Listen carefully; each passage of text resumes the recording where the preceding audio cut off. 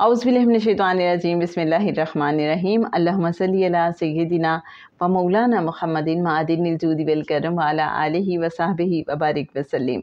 मोहतरम ख़वातीन व हज़रात, अस्सलामु अलैकुम। करीम आका सल्लल्लाहु अलैहि वसल्लम की मेहरबान मंजूरी के बाद लिखी गई किताब मोहम्मद रसूलुल्लाह सल्लल्लाहु अलैहि वसल्लम वॉल्यूम 3 के साथ आपकी खिदमत में हाजिर हैं।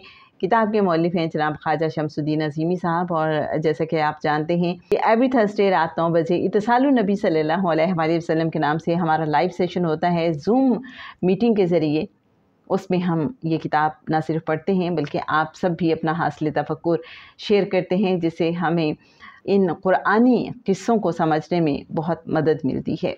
जनाब, प्रीवियस एपिसोड में बात हो रही थी असहाबे कहफ के हवाले से। आइए इसी किस्से को कंटिन्यू करते हैं। 3 सवाल। मक्का के मुशरिकीन यानी ईसाई और यहूद ने हुजूर अकरम सल्लल्लाहु अलैहि वसल्लम का इम्तिहान लेने के लिए 3 सवाल किए। नंबर 1, असहाबे कहफ कौन थे? नंबर 2, खिज़र अलैहिस्सलाम की क्या हकीकत है? नंबर 3, आप सल्लल्लाहु अलैहि वसल्लम को ज़ुल्क़रनैन का किस्सा मालूम है? इन किस्सों का ताल्लुक़ ईसाइयों और यहूदियों की तारीख़ से था, लेकिन अरब में इनका चर्चा आम न था। ये सवाल करने से अहले किताब हजरात का मंशा ये था कि वो मालूम करें क्या रसूल अकरम सल्लल्लाहु अलैहि वसल्लम गैबी उलूम जानते हैं। रोम का शहर एफेसुस, जिसमें असहाबे कहफ का वाक़या पेश आया, तकरीबन 11वीं सदी कबल मसीह में तामीर हुआ था। बाद में ये बुत परस्ती का बहुत बड़ा मरकज़ बन गया। लोग डायना नामी देवी की पूजा करते थे, जिसकी शोहरत पूरी दुनिया में थी। दूर दूर से लोग इसकी पूजा के लिए आते थे। इस शहर के जादूगर, आमिल, फालगर और तावीज़ नवीस दुनिया भर में मशहूर थे।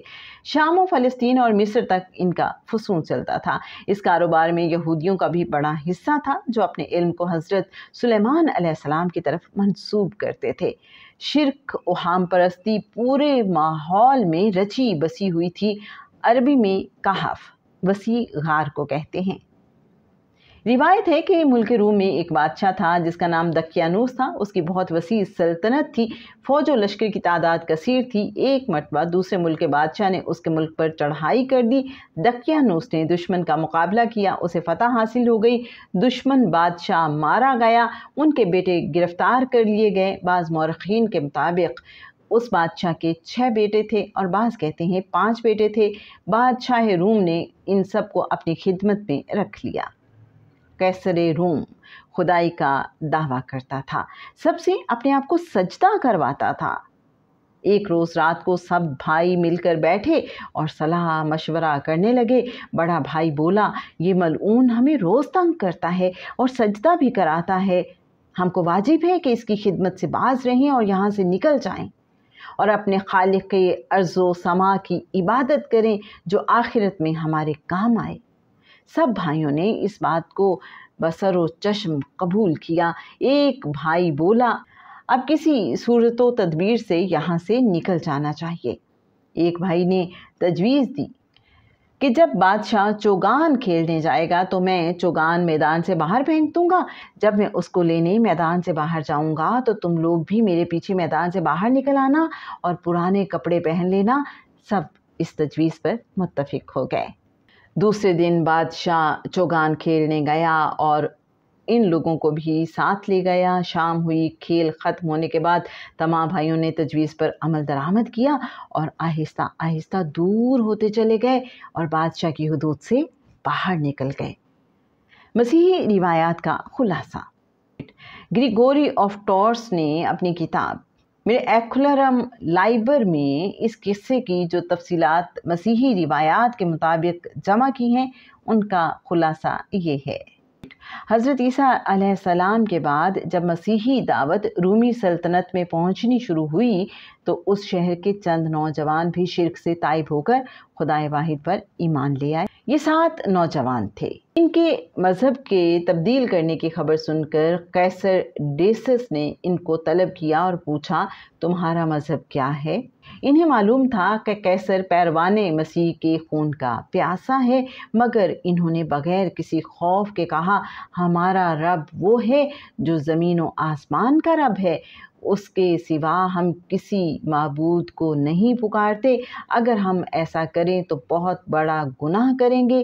قیصر یہ سن کر مشتعل ہوا اور غصے سے بولا، اپنی زبان بند کرو ورنہ میں تمہیں قتل کرا دوں گا۔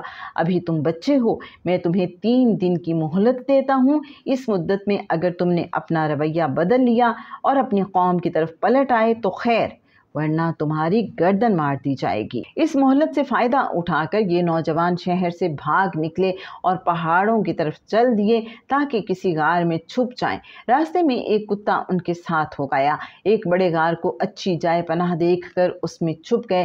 کتا غار کے دھانے پر بیٹھ گیا۔ وہ تھکے ماندے تھے اس لیے فوراً سو گئے۔ قرآن حکیم میں اس کا تذکرہ یوں ہے، کیا تم سمجھتے ہو کہ غار اور کھو والے ہماری کوئی بڑی عجیب نشانیوں میں سے تھے؟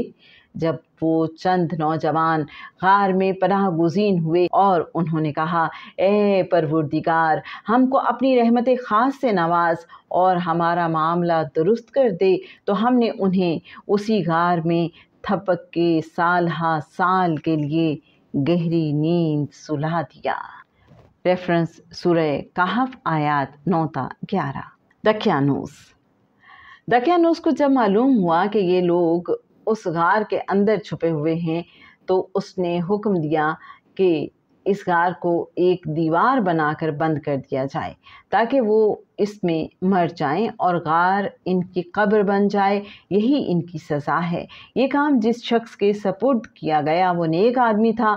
اس نے ان اصحاب کے نام، تعداد، پورا واقعہ رنگ کی تختی پر کندہ کرا کے تانبے کے صندوق میں دیوار کی بنیاد کے اندر محفوظ کر دیا۔ یہ بھی روایت ہے کہ اسی طرح کی ایک تختی شاہی خزانے میں بھی محفوظ کرا دی گئی۔ کچھ عرصے بعد دقیانوس مر گیا۔ زمانے گزرے، سلطنتیں تبدیل ہو گئیں، یہاں تک کہ ایک نیک بادشاہ فرما روا ہوا۔ اس کا نام بیدروس تھا۔ اس نے 68 سال حکومت کی۔ ملک میں جب حیات و ممات کے فلسفے پر فرقے بن گئے تو بعض لوگ مرنے کے بعد جی اٹھنے کے منکر ہو گئے۔ بادشاہ بہت فکر مند تھا۔ وہ چاہتا تھا کہ لوگوں کے دلوں میں موت کے بعد دوبارہ جی اٹھنے کا یقین پیدا ہو جائے۔ اس نے گریہ و زاری سے بارگاہ الہی میں دعا کی، یا رب، کوئی ایسی نشانی ظاہر فرما جس سے تیری مخلوق کو مرنے کے بعد جی اٹھنے اور قیامت آنے کا یقین ہو جائے۔